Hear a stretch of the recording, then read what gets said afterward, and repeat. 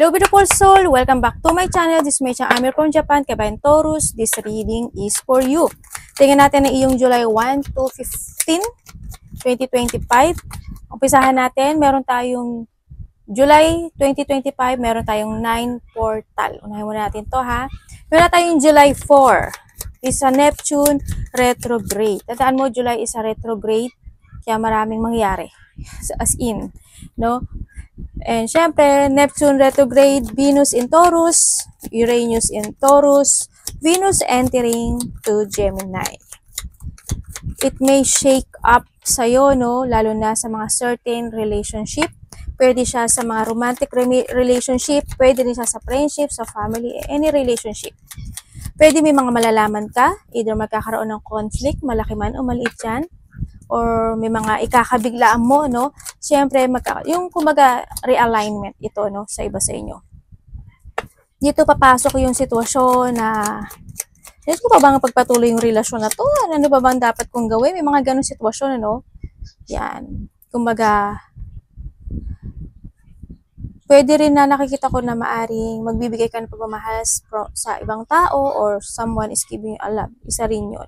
Sa pag-isipan mo pa yung mga dapat mong gawin when it comes to a relationship, no? Pwede rin na may mga doubt ka sa sarili mo o doubt sa isang tao na pwedeng yung doubt na yun ay magkatotoo. Pwede rin yun. O also may mga mabibision ka rin sa iba sa inyo. Yan. May mga mabibision ka na sa isang sitwasyon. Make a space kung mga magaganap o mangyayari to. No? Make a space ka lang. Nangyayari yon kasi there's a reason. Diba? Kung may mga conflict, o may mga shocking situation, o may mga kabibigla mo, may malalaman ka kung ano may sitwasyon na yan. We have the 6 and the 7 of July. 2 portal ito. Siyempre, the 6, Venus in Gemini. Same time ito sa Saturn in Aries, ano? And syempre, with the 7 is the Uranus enter into Gemini. You're gonna find some creativity. May mga mag-i-sparkling sa'yo. Ibig sabihin, halimbawa, gusto mo na nang mag-create. Gusto ko i-create to, gusto ko ito, gusto ko ganyan, gusto ko mag-business, gusto ko nang, magkaroon ka ng idea, no? Kung paano mo babaguhin yung sarili mo. May mga ganong sitwasyon. And kung may mga bagay naman na hindi mo ma-download, siguro make a space, mag-meditate ka, mag-me time ka, no? Para makapag-download ka kung ano yung mga needs mo to create. Ganyan. Araw-araw mag-meditate ka ko, mag-me time ka, ganyan. And syempre, may sabihin ako sa inyo, 1948, something happened na muling mangyayari muli nga sa ngayon, 2025. Ang tagal niya, di ba? 1948 yun, and this time mangyayari yun ngayon. Ako, excited to. Hindi ko alam kung may excite kayo or hindi, pero ako excited ako. Di ba? Okay, ito na yung, may mga feelings na nostalgia. May mga vision kayo. Syempre, merong papasok na panaginip sa inyo. This a dream of a past life. O, di ba exciting? O, kaya this time mag-prepare na kayo, no? Yan, may mga dream of a past life, may mga unfamiliar situation na magaganap ang mangyayari, either to a dreams or sa mga bagay this time. Magkakaroon ka ng reconnect from a past situation, no?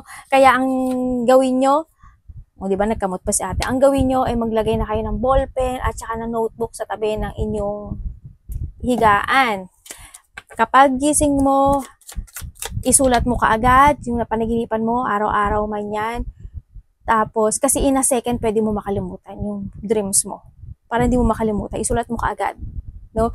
Doon ka makakakuha ng idea para malaman mo kung ano talaga ang purpose mo in this lifetime. Sa ngayon na ikaw. Diba? Doon ka makakita na, makukuha mo yung idea na yun. Dati ganito pala ako. Ibig sabihin, kaya pala ganito ako ngayon. Yung pala yung purpose ko, kailangan ma-resolve ko to. Yung mga ganong sitwasyon. Hindi ko kasi alam kung ano yung past life nyo. Siyempre, kayo lang makakaalam. Kaya this time, meron ako, exciting talaga siya. Ako na-excite ako, siyempre.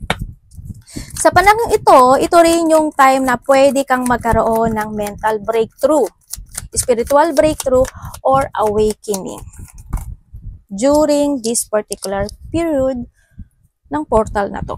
No? Siyempre, meron tayong July 10, full moon in Capricorn. Interesting din ito, no? Itong full moon na to kasi magkakaroon ka ng mga reflection. mga past situation, mga ganyan.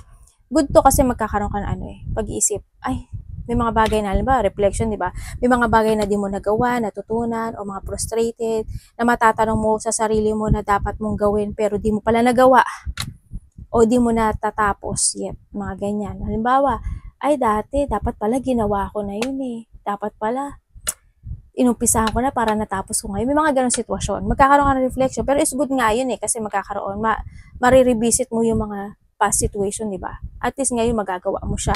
No, ito yung full moon in Capricorn, want you to get organized, want you to get new habit, new ritual, a better routine, at a better goal.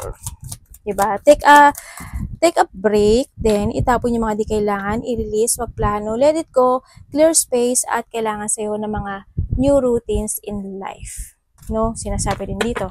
Siyempre, meron tayong July 11, Juno direct in Scorpio.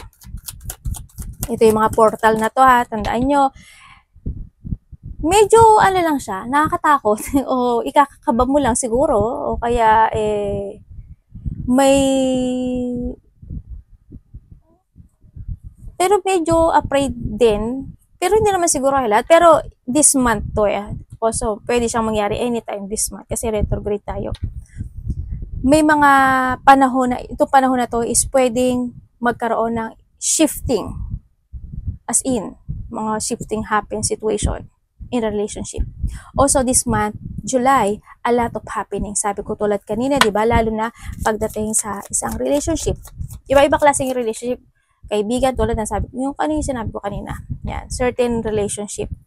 Yung mga secret na pwedeng ma-reveal, na pwedeng mauwi sa breakup. Sa panahon ito, kailangan mo sabihin nararamdaman mo, kailangan sabihin mo yung gusto mong sabihin niya rin yung gusto mong sabihin para ma-prevent ang breakup. Syempre, di ba? Kung ayaw mo naman magkaroon ng breakup, syempre, reflect what you want or understanding what you really want in life, no? Kailangan yung pag-usapan din when it comes sa relationship yung mga bagay na yun.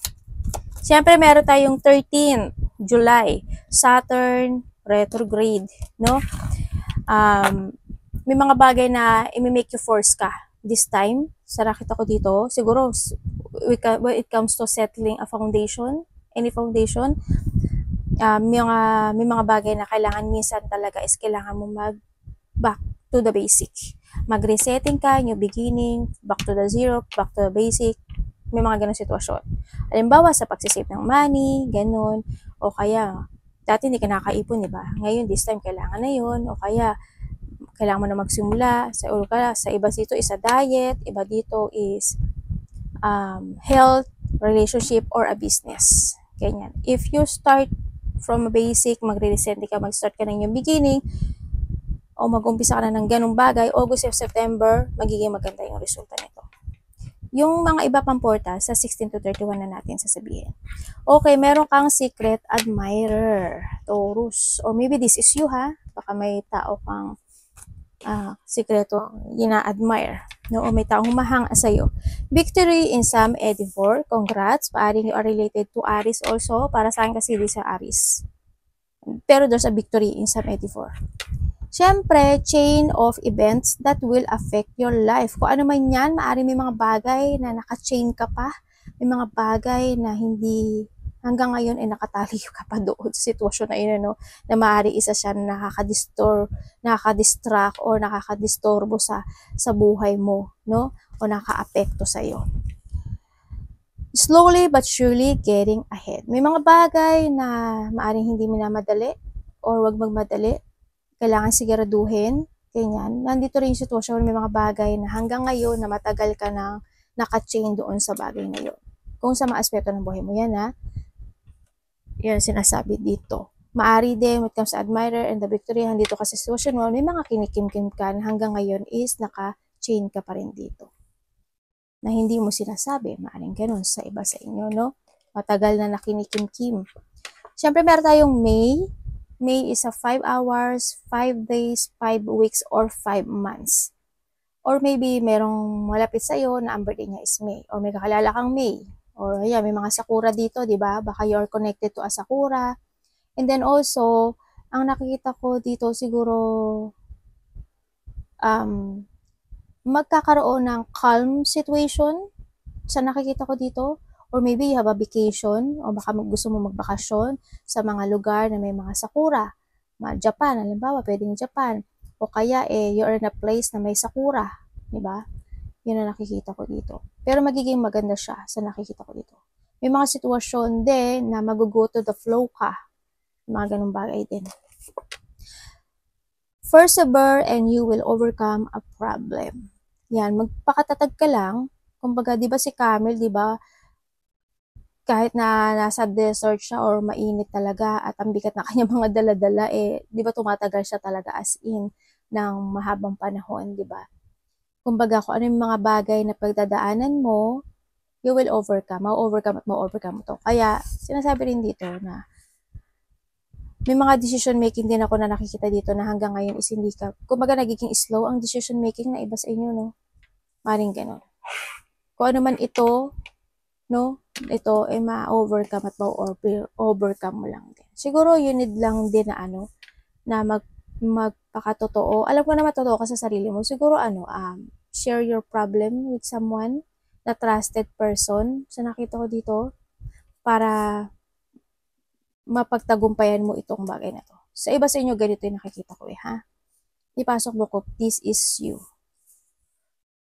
Or someone, or maaring ikaw, no, na hanggang ngayon, may bit-bit ka pa na isang sitwasyon sa buhay mo, or someone na hanggang ngayon, maaring may karelasyon, o hanggang ngayon, bit-bit mo pa yung tao na yun sa puso mo, at kinikim-kim ko na gusto mo pa rin siya, or nandun pa rin yung pag-aasam, or ina-admire mo pa rin siya, or someone, vice versa, no, na gusto mo magkaroon ng victory dito, na gusto mo magkaroon na ng calm dito, no, maaaring handun ka pa sa nakabuhol ka pa sa chain na yun.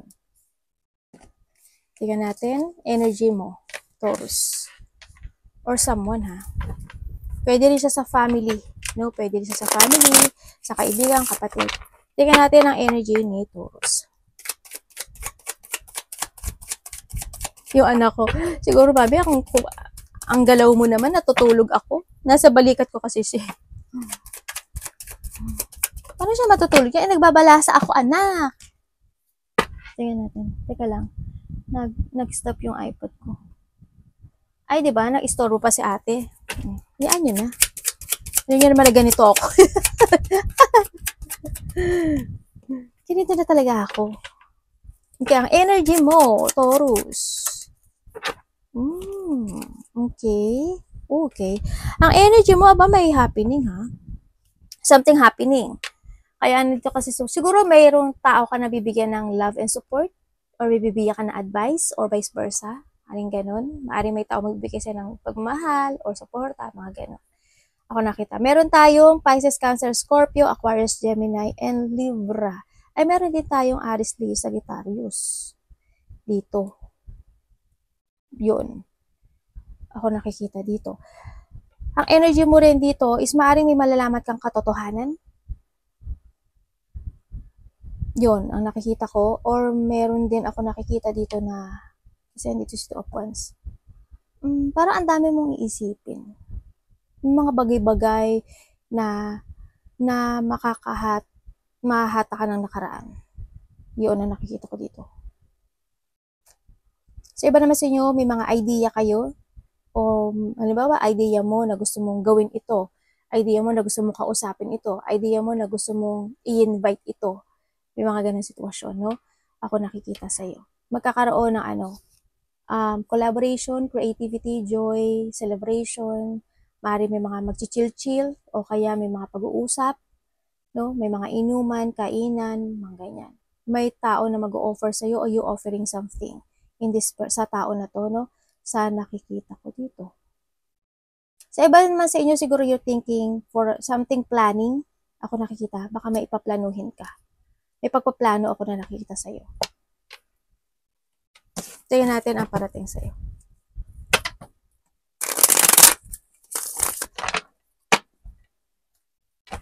Maaring magkakaroon ng ayaan sa iba, no, ng mga friendship. Maaring 4 kayo, 3 kayo, o kaya pang-4 ka, o pangatlo ka. Ganyan.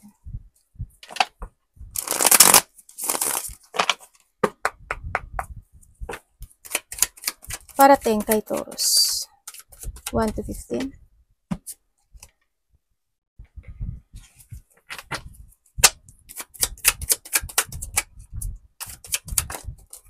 Tandaan nyo palagi, palagi tayong vice versa. Parang bumabaliktad yung bra.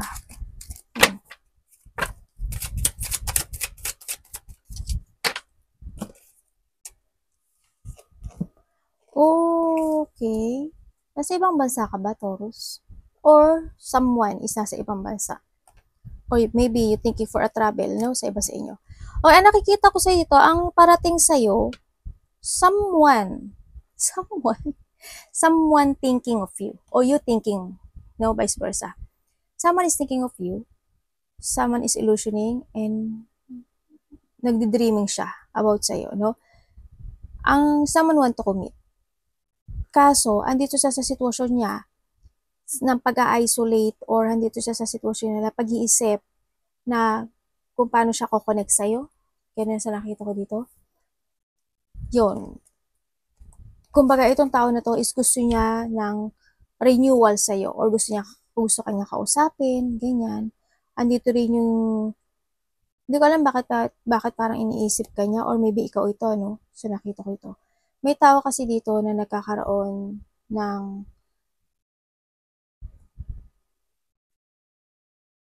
regret, pagsisisi. Ako nakikita dito sa kanya. O, diba? May tao dito na ano talaga, sa iba dito, lovers. Sa iba dito, magulang to. Yan, sa iba sa inyo.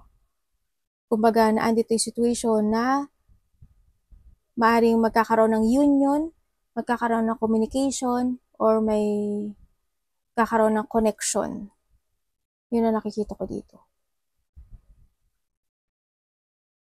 Sa iba dito, ano kayo LDR, or maybe magkakaroon ka ng connection with someone in a distance, sa ibang lugar, ibang bansa, mga ganyan. Maaaring makaka-receive ka ng text message or communication, pero alam mo why? Someone spying, no?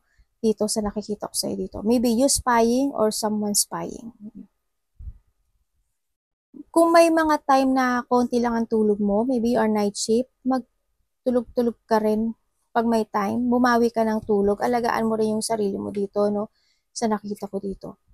May mga bagay o sitwasyon ako na nakikita. Hindi ko alam kung ikaw is may sikreto or someone is may secret. May tinilihim.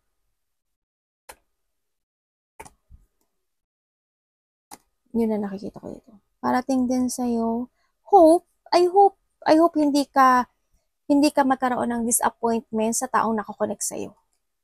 May disappointment situation kasi ako nakikita ito.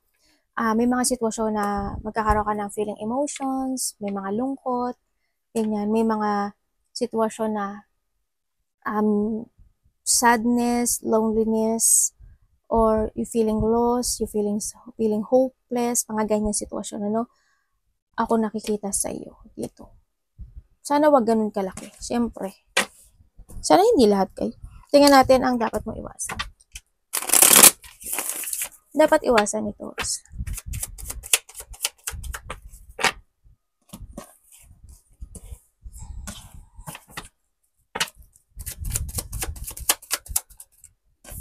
Taurus. Okay. Dapat mo daw iwasan is yung mapanghinaan ka ng loob. Ganyan. Yung magkaroon ka ng self-doubt sa sarili mo. Iwasan mo yun.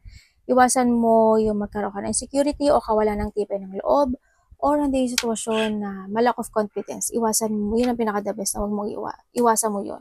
No?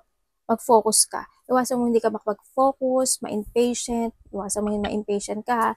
Iwasan mo na hindi mo makontrol yung sarili mo. Iwasan mo rin na hindi ka makapag-let go. Or may mga bagay. Iwasan mo yung alam mo yung matalo ka ng emotions mo.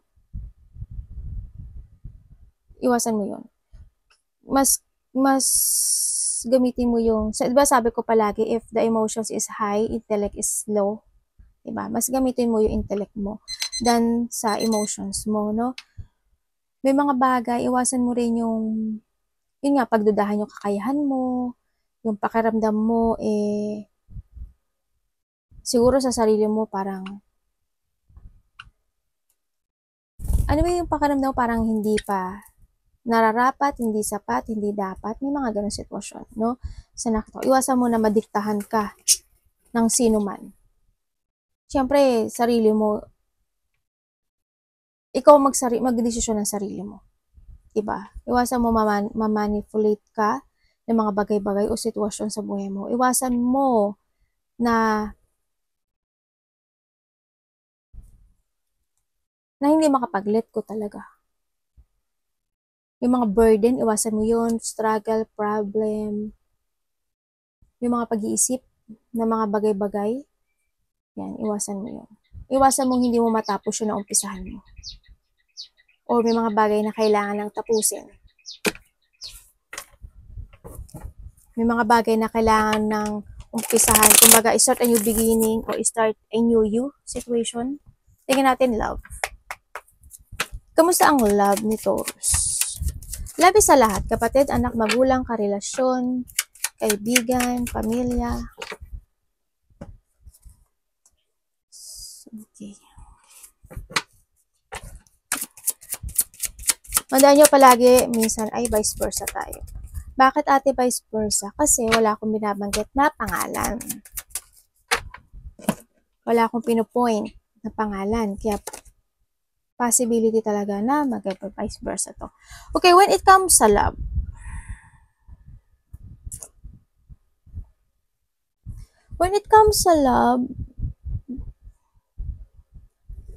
dito sa love na to,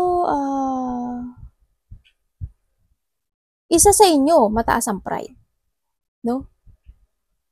Isa sa inyo, mataas ang pride dito.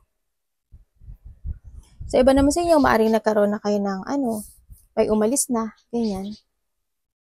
Kumbaga, pero nahahatak pa siya ng nakaraan. Yan nakita ko sa iba nagkahiwalay Pero nakikita ko dito, itong tao na to, kung nagkahiwalay kayo, gusto niya, gusto niya magkaroon kayo ng connection uli Kasi nahatak siya ng sitwasyon or vice versa. Pero, ang nakikita ko sa kanya, medyo mataas yung pride niya. Actually, gusto niya ng renewal dito. Siguro, kasi iniisip niya, ay nakapag-let go na ako ba't pa ako babalik? Siguro nandun siya sa point na yun, no? Sa nakita ko dito. Parang, gusto niya, very independent itong tao na to, no? Sa nakita ko dito. Pero, nagtiting siya na bumalik. Pero hindi ko alam why. Kasi andito sa sitwasyon. Kasi andito sa sitwasyon. Hindi kanya kaya pang i-let go this time. Pero nahatak siya ng nakaraan. Dito. Still holding siya dito no? Pero hindi niya alam kung need na niya ba talagang i-let go ka or hindi. Andito siya sa two-path situation. Pero mataas kasi yung pride niya. Kaya maaaring nahihirapan siya to connect sa'yo. Pero gusto niya ng renewal sa'yo. Or maybe this is you, no? Sa iba naman sa inyo, if you are single, self-care daw muna, no? Kumbaga, mag-focus ka muna sa sarili mo, sa stability mo, sa pera mo, o sa trabaho mo. Yun ang sinasabi dito. Yun. And sa mga magkakarelasyon naman, ganun din, isa sa inyo siguro, isa sa inyo medyo may ma-pride, no? Isa sa inyo is hindi stable. Siguro, when it comes sa money, ganyan, hindi stable. When it comes sa trabaho, hindi stable. Maring ganun. And then, nakikita ko, you try, ano naman yung balancing situation, when it comes dito sa relationship na to. Siguro lang, may mga time lang talaga na ikinaka-worry ng relationship na ito. May mga time lang talaga siguro na bumabalik yung mga nakaraan sa inyong dalawa. Pero hindi naman yung love, hindi yung magpapahalaga sa nakikita ko dito. Isa sa inyo, isa sa inyo kasi masyadong, binabalanse yung it's more on balancing yung relationship. Isa sa inyo, ganun. Isa sa inyo medyo fried chicken. Ganun nakikita ko dito, no? Hindi naman maalis na minsan, Hindi maaalis na syempre, may mga time talaga na ikaka-stress ang relationship. Natural yun. Pero andito kayo sa sitwasyon nyo na parang nakikipagsapalaran kayo sa buhay kung hanggang saan kayo darating o hanggang saan kayo tutungo itong relasyon na to. Yun na nakikita ko dito Pero hindi ko lang maintindihan kung bakit isa sa inyo is napaka-very independent. Yun nakikita ko. Sa iba single, napaka-very independent. Maaring siya or ikaw is very independent. Yun na nakikita ko dito.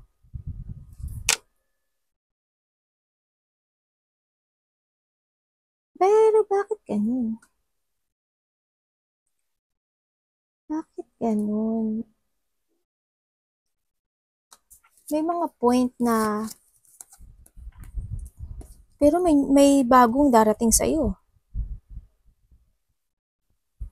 May bagong darating sa iyo. Itong tao na to, you feel or maybe karelasyon mo na to, no? You feel peace dito sa tao na to. Pero bakit kaya yung mga magkakarelasyon dyan? Hindi ko alam kung ikaw or siya. Siguro disappointment ito, no? Sa iba sa inyo. Siguro nagkakaroon na either siya isa disappoint sa'yo or ikaw na disappoint ka sa kanya. Pero may sadness. Hindi ko alam why. Parang may hinahanap siya na hindi niya makita sa'yo. Parang ganun ang nakikita ko dito. No? Sana hindi siya nakipag-usap sa iba, if ever. Or maybe this is you.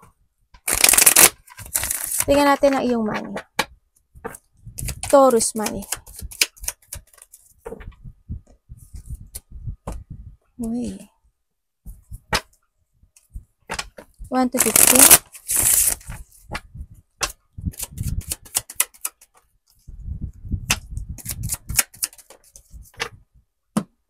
Okay, when it comes sa money, may konting magandang news to There's a recovery, no? When it comes sa money, there's a recovery situation. Napaka-very careful mo naman when it comes sa money this time, Taurus.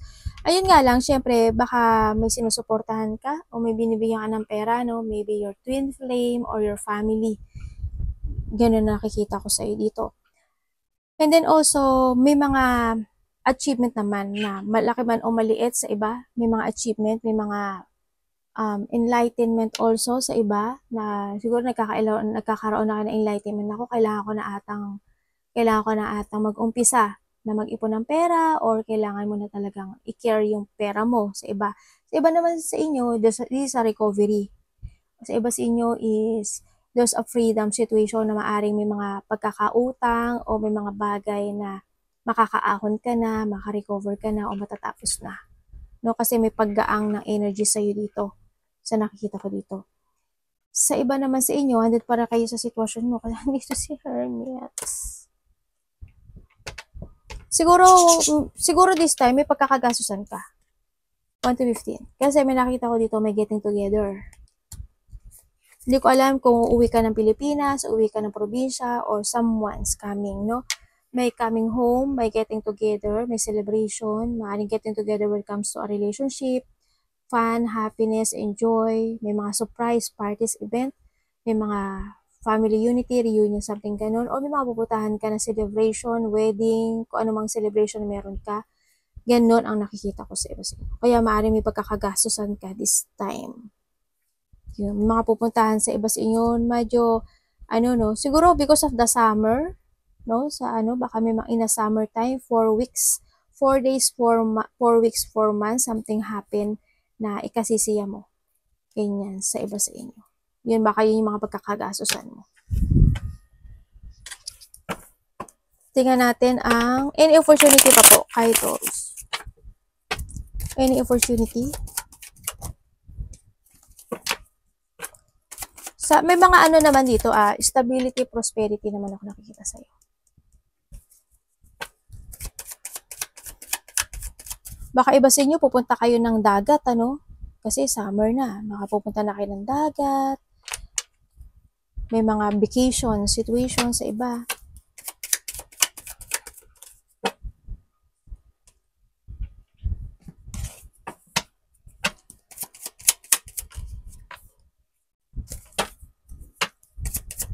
ingatan mo lang yung pera mo, ha?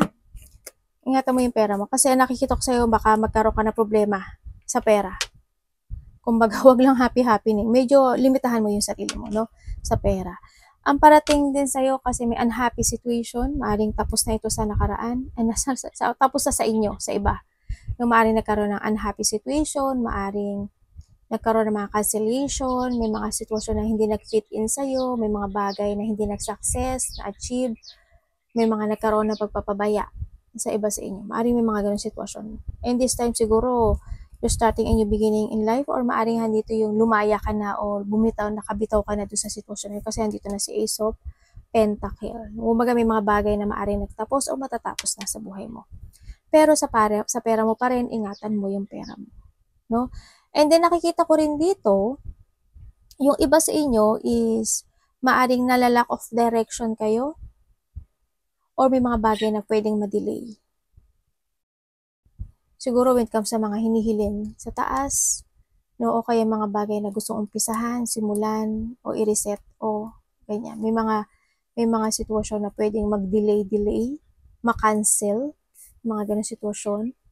May sinasabi dito si card na may isang sitwasyon na parang nag-stop, tumigil, o may mga ganun eh. No? And then also, may mga bagay daw ikaw na ginagawa na walang kabuluhan. Hindi ko alam in what way. May mga ganun sitwasyon. Pag-isipan mo, siguro, halimbawa, kung palagastos ka, naku po, tapos ginagastos mo lang yung pera mo. Oo, masaya, pero at the end, malungkot, diba? Basta may mga bagay daw na walang kabuluhan. May nakikita ako, hindi ko alam kung tapos na siya sa iba sa inyo or mangyayari pa lang. May hospitalization ako na nakikita sa iba sa inyo. Either may magpapa-hospital, may magpapa-doktor, magpapa-check up, or does a confined situation happen? Advice po, Universe, kay Taurus. Hindi ko alam kung sino siya sa buhay. No? Maaring may sakit siya. Cancer, bato, kidney. A part of the family, maaring ganun. No? Parang may sakit siguro to. Oh, kaya nga ate magko-confine eh. O, di ba? Sinagot ko yung sarili ko kasi alam ko yung sasabihin. Tingnan natin. Sana wala. Advice.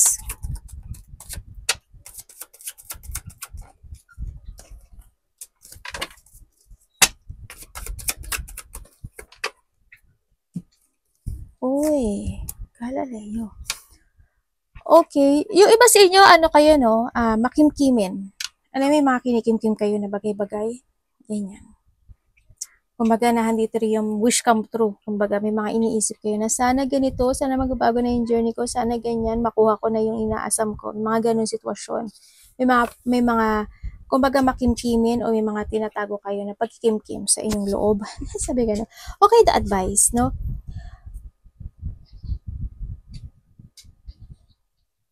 Ang advice sa'yo, sabi dito, you need to use your wisdom to clarity yung mga bagay na gusto mo na clarity. Either a project, mga decision making mo, mga gusto mo pagpasyahan, yung mga gusto mo makuha o mabago in life. No? Sinasabi to, this is a time na rin na kailangan mo magpakatatag, kailangan mo magpasya, mag-focus, magdesisyon to create or kailangan mo rin mag-trust sa intuition mo. Huwag ka masyadong maging palaisip kung medyo kulang ka sa tulog, bumawi ka, no? Kailangan din dito is you need to learn to grow, sinasabi rin dito. And syempre, may mga bagay kasi na dapat mapag-aralan o alamin o kaya yun nga, learning and growth.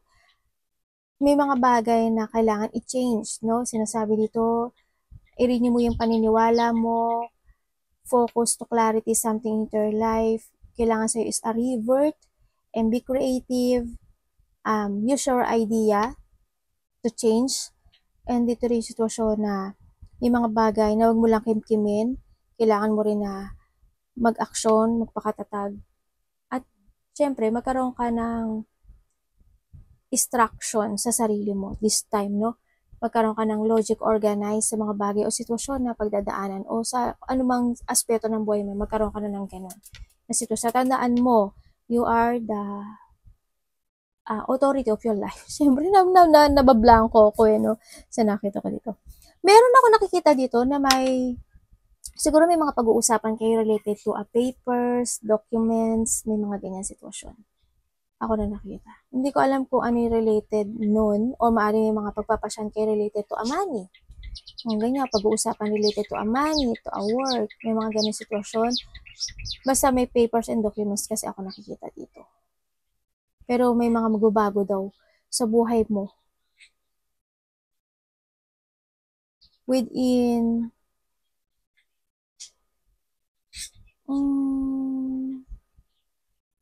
either 17 days, 17 weeks, or 17 months. Mga ganyan. Something happen. Baka hours nga lang sa iba. And someone needs to heal. Someone needs, ang dami someone, may tao na kailangan mag-heal. No? Ako nakikita. Arigato namaste, God bless.